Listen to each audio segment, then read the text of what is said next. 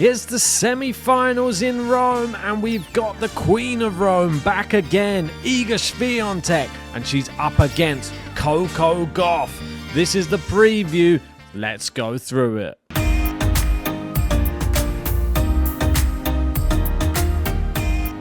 And before we go anywhere, make sure you've hit a like on this video and subscribe to the channel. Now let's get stuck into it. And we're going to start off with Coco Gauff this time. And she went through against Kim Win-Jeng in impressive fashion. This was a highly contested quarterfinal between two top young rising stars. And the first set, wow, I mean, tie break and incredible level from both of these women, but Gauff just edged it in the tiebreak, and her backhand was looking fearsome. The serve was looking good. The forehand wasn't putting out too many errors, and I think the all-round game was just looking really, really good. Kim Win-Jeng, as we know, really good server as well, and pretty good on the clay courts. Managed to knock out Osaka in this tournament, who was looking like she was coming into a little bit of form. But a good win for Gauff, and she got it done in the second set, 6-1 as well. So she sort of crushed all of the momentum of Kim Win-Jeng, I believe, in that first set. And then the second set just had to get it done. Really impressed with this, and she gets her first top 10 win of the season. This is massive for her. Playing herself into form. We know she's been to the Roland Garros final before. Who's to say that she won't do it again? And she needed to raise her level today, and that's exactly what she did. Her fourth semi-final of 2024, the second Rome semi-final, and rising to the occasion. And she's always getting better every day, always learning, still so young, but still such a promising prospect on the tour. And breaking records as well, because now Coco Gauff passes Caroline Wozniacki as the player with the most wins at WTA 1000 level before turning 21. This is massive, and that is 61 wins. A massive achievement for Coco. Well done to her. And another big celebration. She's just now won her 200th career match. An amazing accomplishment.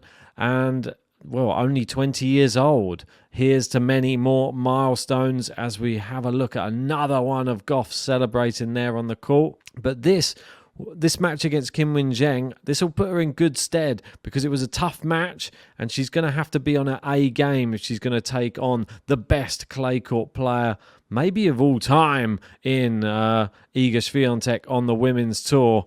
And it was quite comical the way that she finished the match as well, because she had to jump over the ball, and you can see it here as a little still shot. Kim Win-Jeng went for a smash on top of the net, and Coco was running back towards it and then had to do the splits in the air, and then finally landed and celebrated on the floor, which is a funny way to end your match, but she wasn't too bothered. Happy to get covered in a bit of clay and then probably off for a shower afterwards anyway. So didn't have to play any more tennis after that. So well done to Coco. And she got asked about playing Iga in the next round as well. And she said, they said to her, next round you'll face the world number one Iga. She's up in the head-to-head. What will you try to do different this time? And Coco said, I can't tell you. She's a tough opponent to play, especially on clay. There's a reason why she's number one, but I feel I'm getting better with each match. I'm really excited to play the semi-final. Well, stick with us. I'm going to give you my prediction at the end of this video, so don't go anywhere. And now we're going to speak about Iga Swiatek, because she came through as I expected. I know that JG said it would be closer. I didn't think it would, because they literally just played in Madrid and it was exactly the same scoreline. Iga battered her 6-1, 6-3. Keys showed a little bit of resistance in the second set, but it wasn't enough. And yeah, she's into the semi-finals in Rome for the third time in the last 4 years. 16 WTA 1000 semi-finals, 5 out of 6, only missed Miami in 2024. I mean, she's back to the top of the game. She's back in top form again and continuing as the world number 1. She is impressive and, well, long may it continue. This clay court swing is her favourite. Rome, one of her favourites, and Roland Garros on the horizon.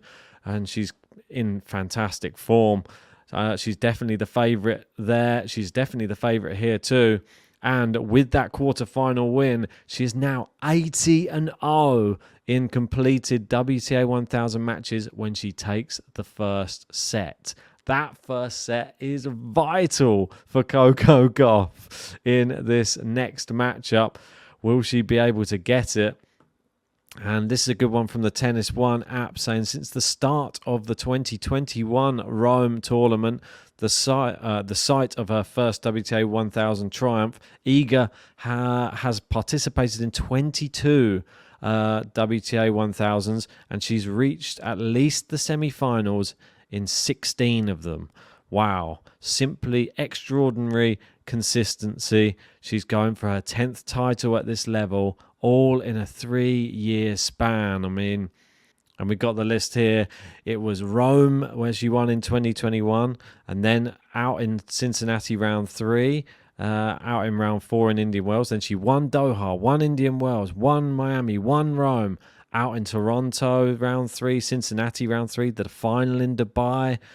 We had the semi-final Indian Wells, the final in Madrid, quarterfinals in Rome last year, semi-finals Montreal, semi-finals Cincinnati, one Beijing, one Doha, semi-finals in Dubai, one Indian Wells, 4th round in Miami, and then one Madrid.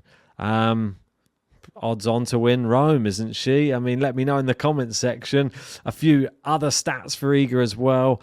The most consecutive weeks as a WTA top 2. So this includes, obviously, Arina Sabalenka, and it is now up to 68 weeks as a top 2 duo, and that is 3 ahead of the second place, Hingis and Davenport, and that was back in 2000 and 2001.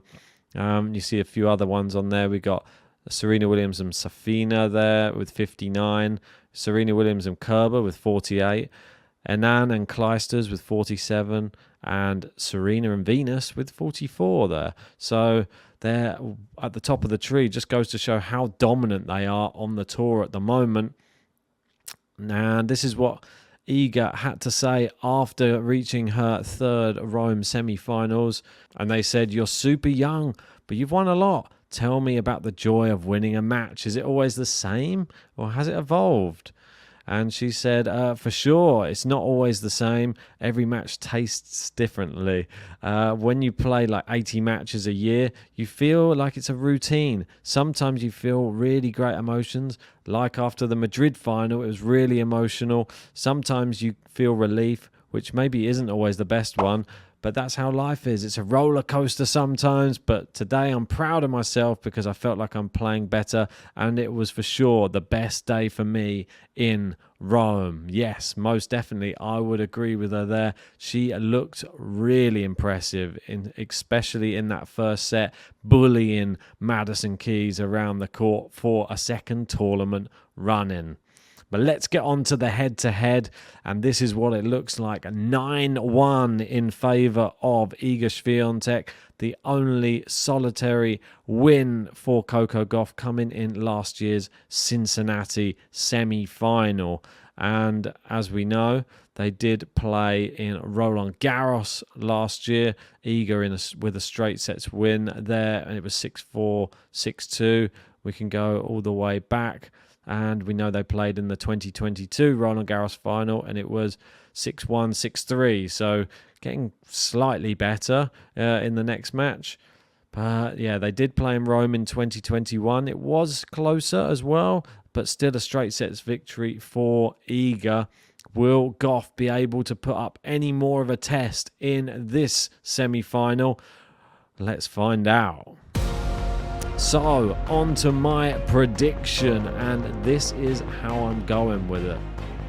After watching both of their quarterfinal matches, I thought Iga was super impressive. The way that she was able to dictate the play, even against somebody as hard-hitting as Madison Keys, who was playing really well. Let the scoreline not fool you too much, because Madison Keys, I think, is in good form, and Madison Keys, I think, would have beaten a lot of other players, and I think she would have probably even tested Coco Gauff quite a lot playing the way she's playing. But Iga just makes her feel down in the dumps, I think. I saw it in Madrid, I saw it again here in Rome, and Iga dispatched her with ease.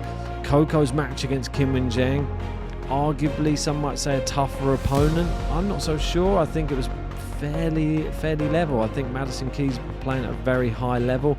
Kim Win-Jeng, yeah, she gave a really good account of herself. I thought Coco's backhand was brilliant. I thought Coco's movement, as Iga's movement, was exceptional. That was another thing in Iga's match, which I thought that's, well, she can barely get better, but she looked really good and fast around the court. Coco did too, and I just thought the forehand not really looking like much of a weapon though. I think if Iga's going to exploit anything, it will be the forehand of Coco Gauff, and that is my big worry for Coco in this semi-final.